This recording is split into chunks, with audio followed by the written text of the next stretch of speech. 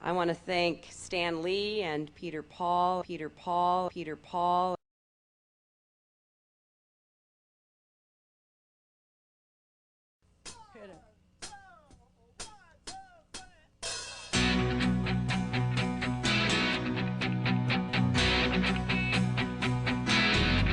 I could turn back time, if I could find a way, I'd take back those words that It was an extraordinary array of the leadership of the Democratic Party and A-list Hollywood. We'd like to dedicate this to Mrs. Clinton tonight. God bless. someday, when my life has passed me by, I lay around and wonder why you were always there for me.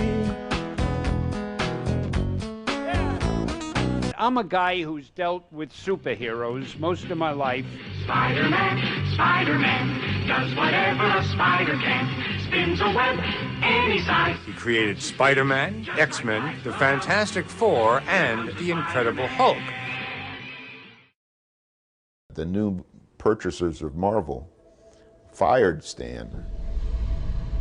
We decided to start our own company, starting with one employee and $500,000 that I put together. Peter set me free. Stan Lee, some big announcement he's making about the internet.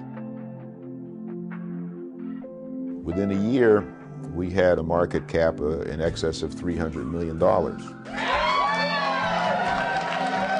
I decided, well, maybe I should reach out to Bill Clinton to work with us and be a rainmaker for the company when he left the White House. My first entrepreneurial venture was setting up a comic book stand and used comic books. I had 2 Foot Lockers full of them. I could accomplish my objective by becoming a major contributor to the party. I don't know about you, but I've been to 1 or 2 of these events. It's critical that we all chip in and contribute whatever we can. We want to thank you, and we're going to be there for you. That's great. It was great to see you. Look forward to working with you.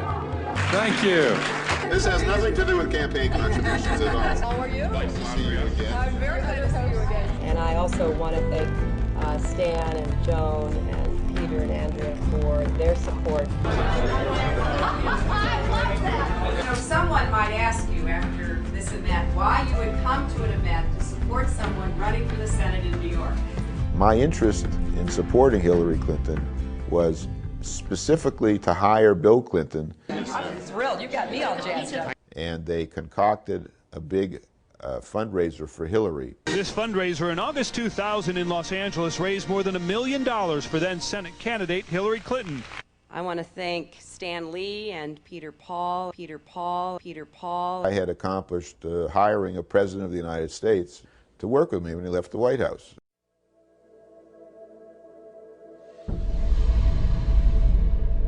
The Washington Post published the first article of Peter Paul having a felony record from 2 decades previous. And that I didn't contribute any money to her campaign, and she vowed she wouldn't take any money from me. And her representatives, in making these false allegations, were lying on her behalf. The Clintons now had to pretend that they did not even know who Peter Paul was. Do you recall Mr. Paul? Do you recall working with him at all? A few days later, on August 18th, they each sent me handwritten letters which professed our undying friendship, their undying gratitude. A week after that, I got some signed photographs from the White House, from Bill, from the event. A full 2 weeks from the original story in which Hillary vowed never to take money from me, her finance director faxed me a request for $100,000. My reaction to that was, well, why would I send any more money when you vowed not to take any more money from me? This appears that it was planned all along that they were going to deceive Peter Paul, steal his Japanese business partner, and do damage to his company. Tendo Oto had promised to infuse Stan Lee Media with $5 million in November of 2000. Bill Clinton's business partner, Jim Levin, had flown to Japan, stolen Tendo Oto as a business partner, made his own agreement. And what he had effectively done was convince Otto, instead of working with the president with me and my company, that he could work directly with the president with Levin. So that began to trigger a meltdown of the stock. The company collapsed as a result.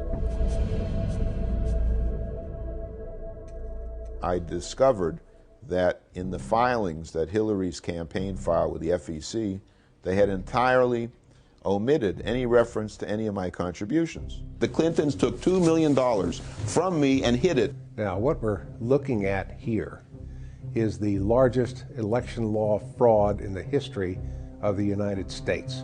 And he told the feds that the Clinton campaign lied about it. Don't tell everything.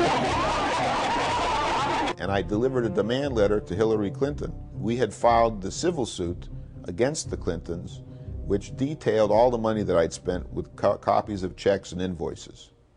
And then I discovered that I was being investigated in connection with the misuse of my brokerage accounts. I was suddenly detained by Interpol in Brazil for extradition. They moved me to a remote part of this jail, which was called the Corridor of Death, in which 16 inmates had been immolated. They would be chanting, "Burn the gringo." My family wasn't able to hear from me at all. They didn't know what was happening. And I never knew from one day to the next if he was alive or dead. The Clintons were able to have the original civil suit thrown out on the basis of that I was a fugitive at the time. Hillary's skill has been in seeing to it that obvious crimes didn't reach the level of being placed in front of a jury. Because if they ever had, she might have been baking cookies in the same place that Martha Stewart did.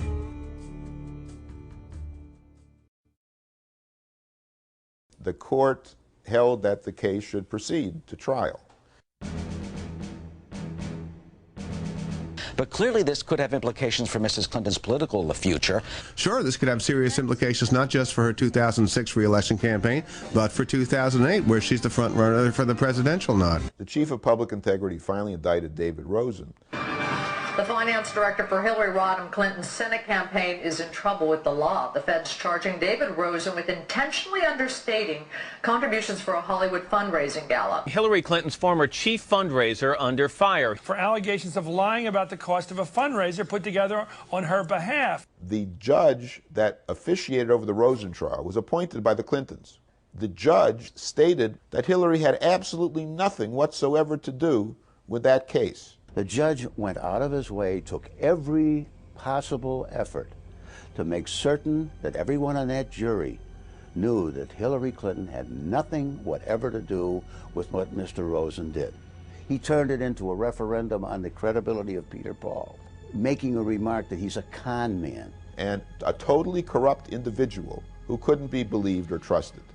When you see that sort of thing, you conclude either that the prosecutor is incompetent, or worse, that the prosecutor is dogging the case. The whole idea was we have to make sure that Hillary is completely out of this, and we have to make sure that Peter Paul is totally discredited.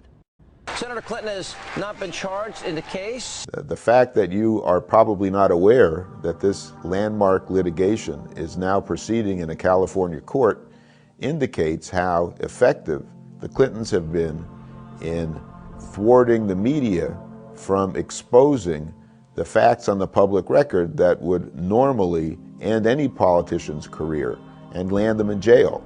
The media have not abrogated their responsibilities uniquely in the case of Hillary Clinton. They always have a tendency to fear power and to suck up the power. Hillary Clinton is not in the loop in any direct way. It would be very difficult to stretch fingerprints to the senator herself. I'd be amazed if there's any evidence directly. The senator played absolutely no role in what happened with the campaign's finances. So I think it's pretty clear that this is far removed from Hillary Clinton. Now, if there's evidence, that's another matter. You're making an accusation. Can you prove it? How can you prove it? What proof do you have? Hillary Clinton called me in my office in July of 2000. And I started my video camera to capture a conversation that we had with myself and other people in the office. Whatever it is you're doing, Is it okay that I thank you? I think it's tremendous. No, you know what? We're having a good time trying to help out. Well, I'm very appreciative, and it sounds fabulous. I got a full report from Kelly today when she got back and told me everything that you're doing, and it just sounds like it's going to be a great event. But I just wanted to call and personally thank all of you. I'm glad you were all together so that I could tell you how much this means to me, and it's going to mean a lot to the president, too. This 5-minute videotape